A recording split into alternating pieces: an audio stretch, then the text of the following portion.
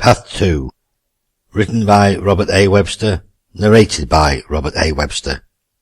Planet Earth has an uncontrollable virus, which, if no cure is found, threatens to destroy every living organism on the planet. In the not-too-distant future, an event will escalate, making this virulent disease unstoppable. Thanks to the Saviour system, there are no longer any threats of a nuclear holocaust. Full-scale war is now a thing of the past. Due to the major cutbacks in weapons technology and unnecessary military forces, vast amounts of funds were diverted to the world of medicine, with cures being found for previous life-threatening diseases. Nanotechnology is now an everyday part of life. Technology and developments in computers and transportation have grown exponentially. However, with the planet's natural resources being drained, it can no longer sustain the growth of the human race. Over the past few years, the ocean's vast array of marine life had been pillaged mercilessly. This overfishing, along with pollution from hazardous chemicals, destroyed the fauna, leaving the waters of the vast ocean sour, barren and devoid of life. The increasing demand for food now meant that land animals had to be genetically created for human consumption. However, by messing with their genetic codes to produce bigger and fatter animals, they'd caused mutated genes. Governments around the world had to cull entire herds. Meanwhile, the wealthy countries plundered poorer countries' meat-producing resources. Toxic chemicals still spewed into the environment at an alarming rate. The distressed planet sensed many signs of its sickness, in the form of mega tsunamis, droughts, earthquakes and hurricanes. The end of the world prophecies of 2012 came and went without any calamity, so people went around their daily routine feeling invulnerable. The gods sent their warnings on the wind, but humanity didn't listen. Now it's time for the solution. Awakening 1. George Wolfe sat in the control room, staring at a vast array of screens. Since being voted from the presidency 5 years earlier, George had built an ultra-high-tech office in the cellar underneath his Washington country estate. From here he could monitor events occurring worldwide. His Saviour project now required little of his attention, as it was well run and maintained. He now spent very little time in the White House bunker. He had a vast array of large screens adorning the walls. These were connected to various monitors from terrestrial sources and from satellites travelling to the outer reaches of space. He also had access to a top-secret project he currently assisted with in Area 51. He, along with other leading scientists and technicians, had been working on this latest project. George's large workshop meant he had been able to work with design and development of machines far ahead of their time. George was a logical, intelligent man. He knew the planet could not sustain human life at its current rate of growth. The thing he didn't take into account when he devised Saviour was that wars thinned out the human race. Disasters gave the planet time to restructure and rejuvenate. But by his and his father's intervention, they had inadvertently added to the current crisis. George's other focus was on a secret project that had been underway for 5 years now. The development and production of manned spaceships, capable of travelling to distant planets, as and when Voyager 3 found a suitable one. Although he realised the journey would last several generations, even with the new solar drive that he developed. He imagined travelling through the stars and wondered what it'd be like for the generation who eventually arrived on the new planet. George couldn't imagine how long the journey would take. He wondered whether the original astronauts would still be alive, or whether it would be their great-great-great-grandchildren, or further into the future. George was thinking about this quandary and adventure when the intercom buzzed. "George," snapped his wife Anne, "when are you coming up? It's almost midnight." "On my way, honey," said George. "Oh," said Anne, "church called." "Okay," said George as he started to switch off a few monitors, and then picked up his phone to call church. He was about to dial his number when a high-pitched squeal came from one large screen, interrupting him. George looked at the Voyager 3 monitor. The squeal turned into a loud intermittent alarm. George stared wide-eyed at the screen as reams of information downloaded. He went to a control panel and paused information on various sections. The top of the screen never changed. Planet X24609-2016, Sector 164B/64.67. George looked at the data on the screens. He read the relevant information about planet X24609, 64.67 billion light-years away. George started to perspire as he read the information. His palms tingled with excitement and his mouth felt dry as the information repeated across the screen. He wiped his brow and shouted, "Eureka! I found it! This planet has all the elements perfect for sustaining human life." He mumbled to himself as he compared data from the screen about Earth and its makeup, from water molecule density to solar radiation levels. Delighted, he went over and kissed the screen. The intercom buzzed. George said, "Yes, honey, I know, I'm sorry I'm late. I have some wonderful news," he laughed. "You better come up now," interrupted Anne. George detected a seriousness in her voice. "Is everything okay, Anne?" George asked. "I don't know. Please come quick," pleaded Anne, sounding distraught. "On my way," said George, and hurried upstairs. Anne was looking out of the window. She appeared bewildered and scared. "What is it, honey? What's wrong?" Anne didn't answer. She took George's hand and led him outside onto the lawn. George instantly saw the cause of Anne's distress as he looked towards the heavens. The now vivid, luminous blue sky had the large, bright, glowing, immense orb at its centre.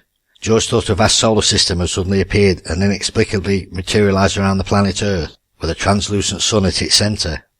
The immense sphere appeared to have no mass or density, just a cloud of white energy, which, although terrified them, gave George and Anne a euphoric, peaceful feeling. "What do you think it is?" Anne asked. "I've no idea, honey," said George and laughed.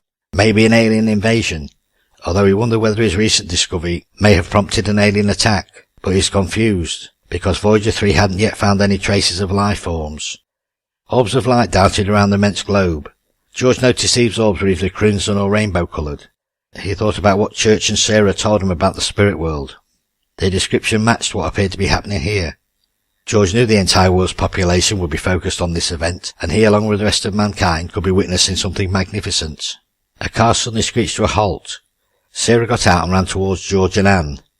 George's concentration on the heavenly event was broken when he saw the distraught Sarah dashing towards him. "Are you okay, sir?" He didn't finish his sentence as Sarah leapt and hugged him. She seemed distressed and wept uncontrollably as she grabbed Anne and pulled her closer, hugging them both in a tight embrace. "Are you okay, Sarah? Do you know what's happening?" asked Anne, who felt like Sarah was squeezing the life out of her. Sarah didn't reply, only hugged them tighter. Another woman got out of the car and walked up to the group. Anne and George's attention then refocused on the heavens as another strange phenomena unfolded. 5 huge glowing orbs emerged from the main sphere and hovered in the sky. Sarah and the other woman noticed this, and more tears of anguish flowed down their faces. She stepped away from George and Anne and went to stand next to the stranger. Bewildered, George gazed at their best friend, a mortal guide, and unbeknownst to them, Joni, her spirit guide. "Sarah, what's happening?" beseeched George. The 5 large orbs glowed intensified, along with the main sphere. Sarah's lips quivered as she forced a smile and gazed reassuringly at the wolves. The increasing intensity of the spear's glow enveloped the planet. The events were unfolding so rapidly and dramatically there was no time for a planetary panic or mass hysteria, only confusion and wonder. A calm serenity came over the wolves and the rest of the human race. Sarah slowly raised her arm and gave a tender wave to her best friends on this mortal plane. "Goodbye," she whispered, as the apocalyptic event occurred. Revelation 1. Several months earlier. "She's beautiful, darling," said Church as he held his baby daughter for the first time. "She'll make a great keeper," said his wife Sue, who smiled as she looked on proudly at this tender moment between her newborn daughter and beloved husband, as their multicoloured auras filled the room. "Mr. Potts, we're about to take your wife and daughters back to the ward," said a nurse. The midwife came over, took the baby from Church and placed her into a small incubator. The rest of the maternity staff went about their usual post-birth routine, unaware of the kaleidoscope of colours radiating around them. Church drove back to the cottage. He felt elated as he went into the lounge to his waiting team, his family. "You changed your mind about the name?" Ryan asked. "No," said Church, "we're not calling our daughter Ryanette." Ryan chuckled. "Just a thought, boss." "Eve is a beautiful name," said Pinky. "What does Granny Pearl think about becoming a great-grandmother?" "She and Jack have already seen Eve. They popped into the maternity theatre through a temporary portal, and I think I heard crying." "That was probably Jack," Ryan chuckled. "Right," said Church. "I'll check my V-mail and grab some clothes for Sue, and head back to the hospital. Sue and Eve are now on the main ward. Do you two want to come?" "Two, right," said Pinky. Church walked into the spirit room, where a man was sitting in his chair. "Who are you?" exclaimed Church, suddenly taken aback. "And how did you get in?" Church looked around for signs of a break-in. He looked at the smiling stranger and noticed something peculiar. He had no aura. This baffled Church, and he wanted answers. Church smelt the room's aroma change, and the reassuring smell of Granny Pearl's sprouts drifted through. "Your spirit keeper will explain," said the stranger, as Granny Pearl and Jack materialised in the portal. "Perhaps we should wait until the rest of your team gets here, Church," said the stranger. Right on cue, Pinky and Ryan then entered the room. "We felt something strange and thought you needed us here." "Who's that?" Pinky asked. "Hello, team," said Jack from the portal. "Don't be alarmed." "What's going on?" asked Ryan. Granny Pearl went on to explain about the stranger. "He's an Eternal, one of the 5 guardians of the afterlife. We have never come across any being from the afterlife before. None of us have, although he told us that Eternals have moved around unnoticed both through our realm and the mortal world throughout the ages." The team looked at the Eternal, who now smiled at them. "So what do we call you?" Ryan asked. "Humans have given us many names throughout the eons, so you can call me what you want, Ryan." "Okay," said Ryan, and announced, "How about Shirley?" The Eternal grinned. "Shirley it is," said the Eternal, amused by this interruption. Quiet, Ryan. This sounds like it could be serious, Church scolded him. Granny Pearl continued. The Eternal told us that they feel the planet can no longer sustain the human race. Unless something is done, the planet will tear itself apart, destroying every form of life that the Eternals created, leaving a dead rock floating in space, which will leave the afterlife stagnant. This happened before on another planet at a time inconceivable, even to our perception of time. The Eternals formed our Earth, its creatures, and an afterlife. Earth is considered young for them, and they will not allow mankind to destroy all life. They must change the human race or destroy it. The Eternal then spoke. Humans have no concept of time. Their lives centre on one lifetime, and history is determined by generations. Before, the planet was kept to a status quo, but nowadays humans are belligerent, with the balance tipped towards destruction. The Eternal looked at the team and then tried to put the span of their existence into perspective. To compare a human's life to ours is to compare a lifespan of a mayfly to the span of a rock. The Eternal paused while the information sank in and then announced. We will not allow the planet continued destruction by humankind. Therefore, a decision has been made. We Eternals cannot change the human race, but perhaps you can. The team looked astounded and confused. How? Church asked. Hello, darling. Are you okay? You look terrible, said Sue. She smiled at Pinky and Ryan. Hi, team. Do you want to see Eve? Sue then noticed an elderly couple standing behind them, emanating gifted auras. Church held Sue's hand and said, Sue, we have to go on an important assignment. Sue looked confused and disappointed. Much more important than our daughter, she thought, but knew Church well enough to realise it must be something urgent. The elderly couple moved towards Sue's bedside and the old woman spoke. Jack and I'll take care of you and Eve. Granny Pearl? Exclaimed Sue. Yes, child, said Pearl, as she leaned over and kissed the bemused Sue on the forehead. I don't understand, said Sue, as Pearl held her hand. Church went over to the incubator, picked up Eve, and, cradling the infant, kissed her. I'm sorry, darling, Granny Pearl will explain, but it is vital that we leave at once to start this investigation, said Church, who put Eve back in the incubator, hugged his wife, and then, along with Pinky and Ryan, left the room. I know you are confused, Sue, said Granny Pearl reassuringly, but I'm sure Church and the team will be back in no time at all. Sue could not detect emotions, but if she had that ability, she would have picked up hopelessness coming from the now mortal Pearl. I'll try to explain what's happened, said Granny Pearl. While driving back to the cottage, Ryan asked, Where do we start, boss? I've no idea, replied Church. A lot of things are confusing, Pinky mentioned. Yeah, Shirley having no aura was confusing. And why did it look like my favourite singer, Shirley Bassey? He looked like Brad Pitt to me, chipped in Pinky. Come on, team, focus, said Church, who had seen Shirley as Mr. Grimley, his old-school nemesis. Our first challenge of 3. If they are gods, then how come we need to find 3 items? Surely they know where they are, interrupted Ryan. You weren't listening, Ryan. They know where the items are. As the Eternal explained, they cannot become involved. It is their trial set for the gifted ones. We have the future existence of the human race on our shoulders. I don't understand either, said Pinky. What is also coincidental is that the chosen ones' families who we know have just had children. It sounds like the Eternals have given us an incentive to succeed, said Church, and took a deep breath. We're all confused. Maybe it'll become clear once we get started. They thought about the Eternals' first edict, protect the family of the great white shark. So where do we find a great white shark? Asked Ryan. They became extinct years ago, even before the pollution level rose, killing everything else. Remember all the fuss at the time about the poor creature's demise and the American conservationist who warned about their imminent extinction, but everyone ignored him till it was too late. I think his name was Dr. Clogmire from Florida, Church announced. Dogmire, Ryan corrected him. Okay, let's start with him, said Church. Perhaps George can help, suggested Pinky. The team arrived back at the cottage, and while Ryan and Pinky went to use the VCOM in the lounge for research, Church went to the spirit room. Path, said Church, activating the system. A section of his desk illuminated, and a female voice said, Hello, Church. Call George Wolfe, Church instructed. A dialing tone was heard, followed by a holographic image of George Wolfe.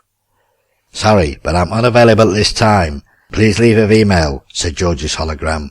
Church stood in front of the VCOM. Hi, George, it's Church. Please call me back when you get this message. Ryan's voice came over the VCOM. Boss, we found Dr. Dogmire's address, and he does live in Florida. Okay, Ryan. Church again arrested his computer. Sally, book 3 flight tickets to Washington and book us an aero car. Several minutes later, the computer announced, That's been booked, Church. Your flight leaves at 10 p.m. Passing over a congested OP7 overpass and M96 motorway, Church's H smartphone rang. He answered, and George Wolfe's holographic image projected from the screen. Hi, Church. Hi, team, said George. Hi, George. We're coming over to the States and hope to catch up with you. We need to locate a Dr. Alan Dogmire. We have an address in Florida, but we thought we'd come and see you first. Maybe you can help." "No problem, Church. Anne and I'd love to see you all," said George. "Oh, and Sarah had a baby boy." "Great," said Church, although already aware of Sarah's birth thanks to Granny Pearl. "I'll come to pick you up at the airport. What time do you land?" George asked. "That's okay, George. We've booked an aero car. We need to travel around," said Church. "How's the Ark project coming along?" "Ah, tremendously. We've almost completed the first one. We've just fitted a new solar drive propulsion system. I'll show you when you come over," George said excitedly. "That's what I hoped you'd say," Church chuckled. He, Pinky and Ryan wanted to see how this immense project was progressing. They had visited George several times over the past few years and always enjoyed visiting the US Space Ark. Seeing this colossal space vehicle being constructed always took their breath away. It would now be especially important with the fate of humanity in the balance. "Any news from Voyager?" asked Ryan from the back seat. "Not yet. I always stay hopeful and feel sure we're getting closer to finding a new planet we can call home." "I hope so. We'll need one." "Okay, George, see you soon," interrupted Church, giving Ryan a stern look. "Okay, team, call me when you get here. I'll have your rooms made up."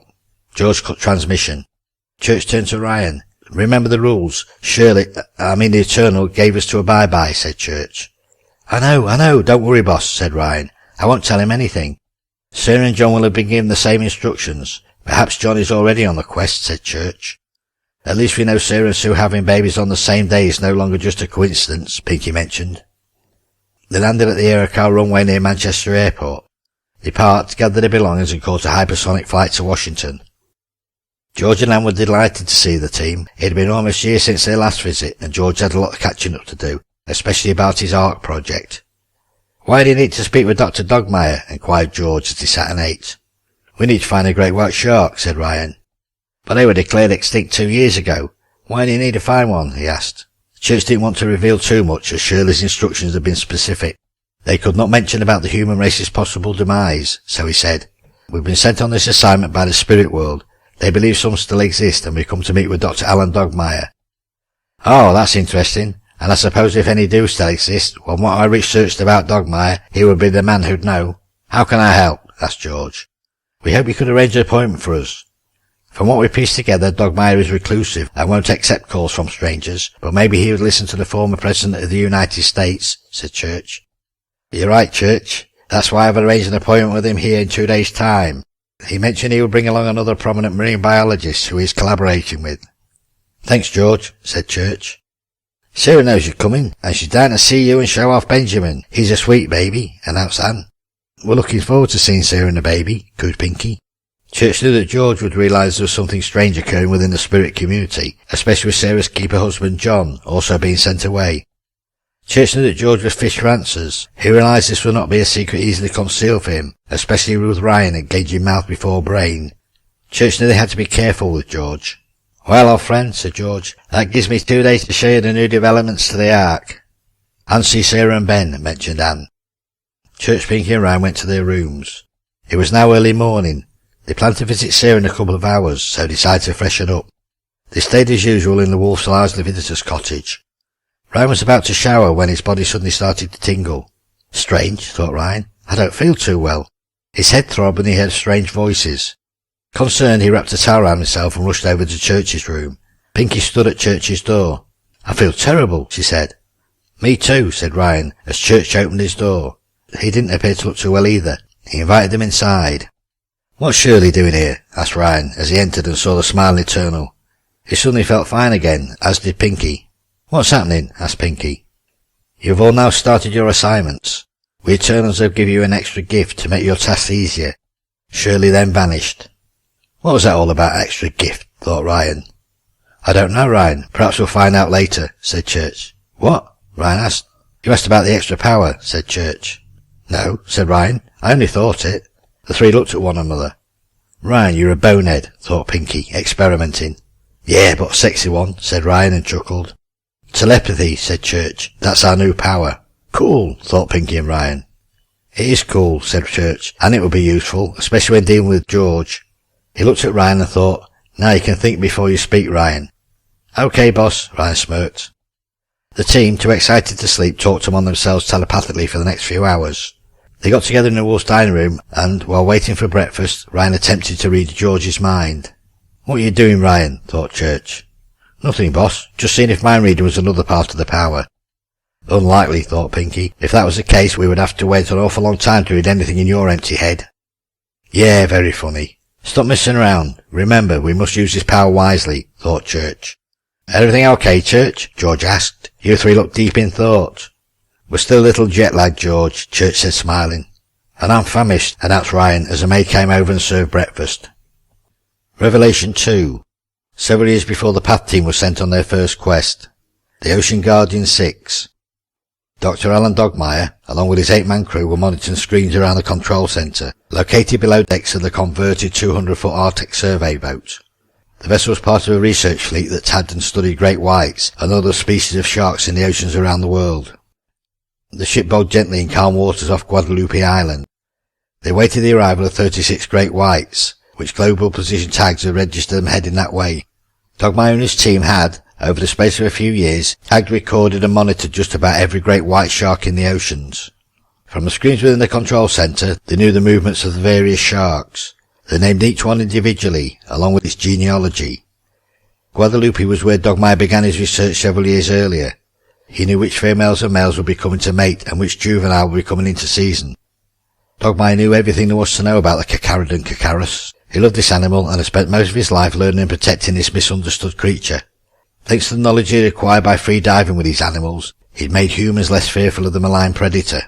Adventurers around the world also took up the challenge to free dive with the great whites to prove their courage. However, Dogmeyer didn't like the fact humans were changing the nature of the beast with this risky extreme sport.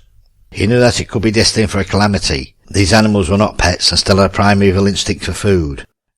Although humans weren't on the menu, some people went into the water and to get more of a thrill imitated the food source, the seal. Dogmeyer feared mistaken identity might occur and somebody would be killed, with these sharks getting the blame. Dogmeyer went onto the deck. One crew member hurled a float attached to some tuna off the deck. A large dorsal thing cut through the waters as Mavis made her appearance and took the offering. Previously a hook would have been attached and they would have brought her aboard to tag, but as all the sharks were now known, the food was only a welcome back treat. This year the team's target was a small female. They previously attached a small fin cam to a pregnant female called Mabel and had watched her giving birth early in the season. They expected her pup to come to the island, where they would tag the new addition. It had previously been thought that great whites had their pups and then deserted them to fend for themselves, or occasionally eat them. Dogmeyer, however, discovered for the first 3 weeks the offspring would follow their mothers, although remaining some distance away. Dogmeyer proved this theory on many occasions, so he knew that where Mabel was, her pup would be somewhere in the depths close by. "Alan, we have a problem," came a voice over Dogmeyer's radio. Dogmeyer made his way below decks. "What is it?" he asked and went into the control centre. "Ocean Guardian 2 is online," said a crew member. "Where is she?" asked Dogmeyer. "Moored in Sakiyomo, Japan." "Hello, Alan," said an image on one of the screens. "Hi, Yoki, what's up?" "Turn on CNN. We may have a big problem," said the Chinese captain. A crew member switched their monitors to television, and they listened to the breaking news. A CNN announcer was broadcasting a story about a severe drought affecting parts of Western America. A message was flashing across the bottom of the screen. Breaking news. Crown Prince Naruhito of Japan and his son, Hiro, have been killed in a savage shark attack while swimming off their private island in the Yatsui Basin. The newscaster then broke off the story and announced, "And now the report from Japan." The news moved to a reporter standing outside the Japanese hospital, who announced, Crown Prince Naruhito and his son Hiro have been killed in a ferocious attack by a great white shark while swimming in the bay of their island residence. "We never had any sharks in that area," said Dogmeyer, interrupting the broadcast. "Nowhere near there. The nearest is Soshu, and she is over 1,000 miles away." Dogmeyer looked stunned. "Yoki, there aren't any of our sharks in that area." "I know, Alan, because the waters are too warm and shallow in the basin, so with no food source they have no reason to be there." The CNN broadcaster continued.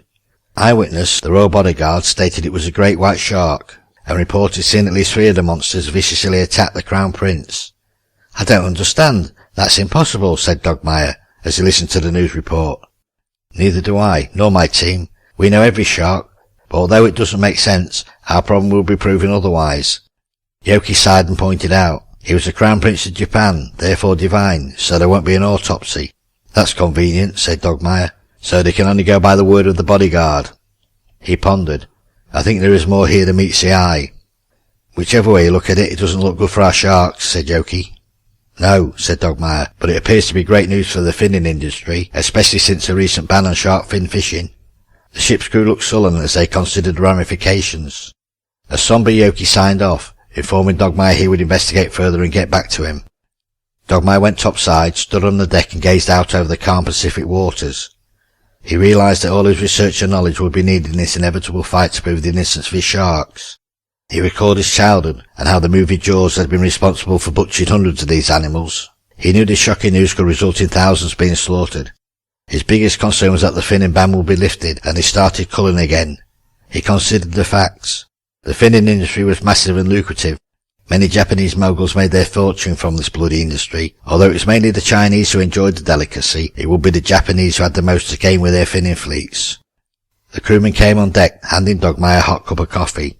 Thanks, John. Doesn't look too good for our fishy family, Alan, said John. No, it doesn't, said Dogmeyer, taking a slurp of coffee, and letting out a deep sigh, said, It also appears that someone is getting away with murder. Sorry about this. I hope you enjoyed this little snippet.